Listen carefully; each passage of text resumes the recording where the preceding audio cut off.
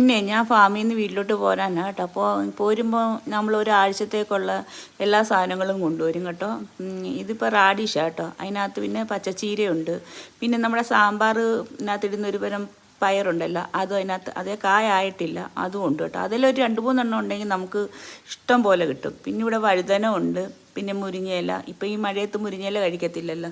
പിന്നെ ചേന, കാച്ചിൽ ഇതെല്ലാം നട്ടിട്ടുണ്ട്. ഇപ്രാവശ്യം ഈ ചൂട് കഴിഞ്ഞങ്ങോട്ട് ഇനി എല്ലാം വരുന്നതേ ഉള്ളൂ. പയറൊക്കെ ആയി വരുന്നുണ്ട് കേട്ടോ. മത്തനും എല്ലാം ആകുന്നുണ്ട്. അപ്പം ഞാൻ ഒരാഴ്ചത്തേക്കുള്ള മുട്ട അങ്ങനെ എല്ലാ സാധനവും ഈ കൊണ്ടുവരും കേട്ടോ. പച്ചമുളക്, ഉണ്ടമുളക്, അങ്ങനെ. അത് കഴിയുമ്പോൾ ഞാൻ കടയിൽ ഈ നമുക്ക് സീസണാകുമ്പോൾ തക്കാളിക്ക് കിട്ടത്തില്ലല്ലോ. എല്ലാ സമയത്തും നമുക്ക് തക്കാളിക്ക് കിട്ടത്തില്ല. അങ്ങനെ മാത്രമേ ഞാൻ കടയിൽ പോയി ടൊമാറ്റോയോ വല്ലതും കടയിൽ പോയി വാങ്ങാറുള്ളൂ കേട്ടോ. ഒരുപാട് വർഷമായി, ഇപ്പോൾ ഒരു 4-5 വർഷത്തിനായി ഞാൻ പച്ചക്കറി കടയിൽ അങ്ങനെ പൈസ മുടക്കുന്നതേ ഇല്ല.